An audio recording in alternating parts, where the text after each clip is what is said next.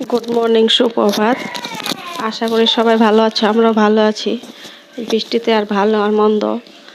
তো দেখো আমাদের সামনে জল উঠেছে মানে নালা ড্রেনটা ভরে গেছে, তো ওই ড্রেনের জল সব এদিকে আসতেছে। আর মেয়েকে উঠিয়ে বসিয়ে রেখেছি স্কুল যাব বলে। সকালে তো রোদ উঠেছিল, তারপর 7টার সময় যে বৃষ্টি।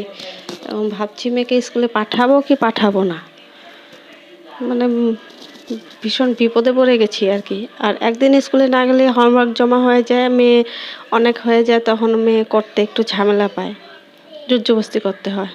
দেখো সামনের দিকেও জল এসে গেছে, নালার জল, ড্রেনটা ভরে গেছে।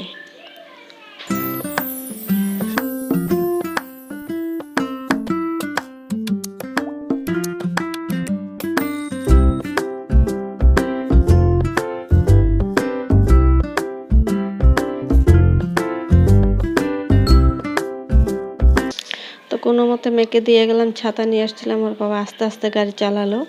আর এখন ঘরে যাচ্ছি। দেখো স্কুলের গলিতে কত জল হয়েছে, আর মেন রোডেও জায়গায় জায়গায় জল হয়েছে। কারণ কি ওই মেন রোডে জায়গায় জায়গায় টুকটুক গাড্ডা আছে, আর পাহাড়ের জলগুলো নেমে আসছিল, যাওয়ার জায়গা নেই, তার জন্য মেন রোডেও রাস্তা রাস্তায় জল আছে।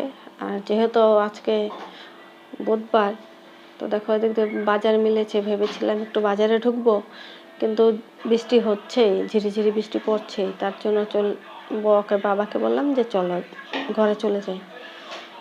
তো ওদিক দিয়ে ঘরে আমরা চলে আসতেছি তাড়াতাড়ি, কারণ কি এসে আবার রান্না করতে হবে, আর বাবার টিফিন রেডি করতে হবে, নাহলে আবার দেরি হয়ে যাবে। তো ওর বাবা একটু তাড়াতাড়ি করলো, কিন্তু এদিকে তো রাস্তাতে যে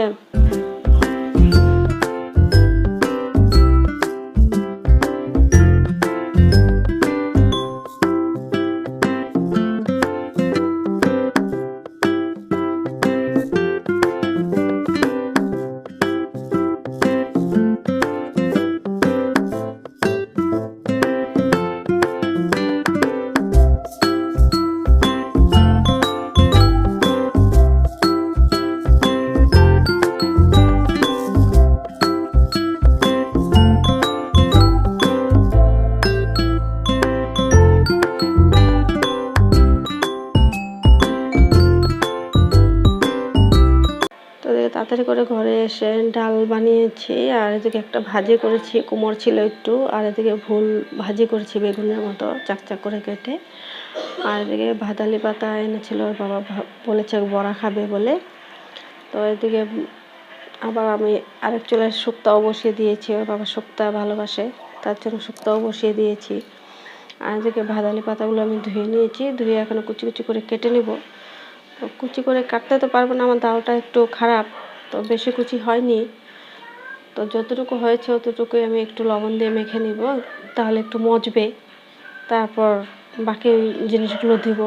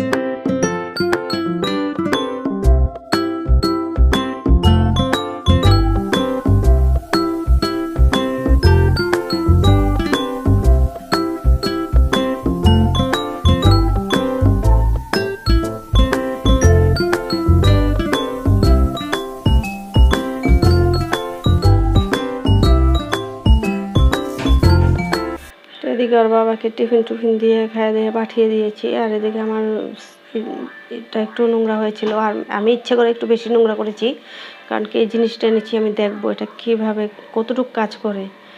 তো এটাকে দিয়ে সাথে সাথে করে নিয়েছি। ভালোই জিনিসটা দেওয়ার সাথে সাথে উঠে যাচ্ছে, বেশি ঘষাঘষি করতে হচ্ছে না। আর তেল চিটে তো একটু ঘষতেই হবে, ওগুলো না ঘষলে তো আর হবে না। তো ওই জিনিসটা দেওয়াতে মানে আর একটু ইজি হয়ে গেছে, আমার বেশি টাইম লাগছে না।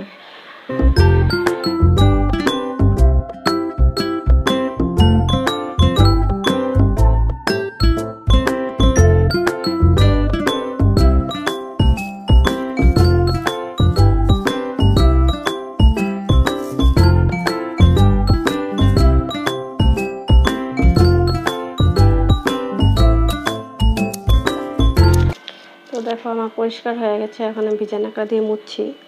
আর আমার নিচের এই সেলফের টাইলসগুলো এরকমই জায়গায় জায়গায় কালো কালো, তার জন্য আরও বেশি খারাপ লাগে। যতই পরিষ্কার করি তো ওটার সেই ওরকম প্যাটার্নই ওরকম, তো ওরকমই হবে। তারপর কাজকোজ করে খাওয়া দাওয়া করে ওকে বললাম যে আয় মা, তোকে আমি খাইয়ে দিই। বললো যে না, আমি শুধু ভাত খাবো, হোয়াইট ভাত খাবো। তাই আমি বললাম যে আমি আগে খেয়ে নিই, তাহলে তারপর তোকে খাওয়াই। আর না যদি খাস তাহলে আমার সাথে খেতে হবে, নাহলে পরে খেতে হবে। তার জন্য ও রাগ করে এখানে বসে আছে, দেখো না, ও খাবে না বলে রাগ করে এখানে বসে আছে। তা আমি আর ওকে জবরদস্তি করিনি, দেখি কি করে। তো দেখো এখানে এসে বসে আছে।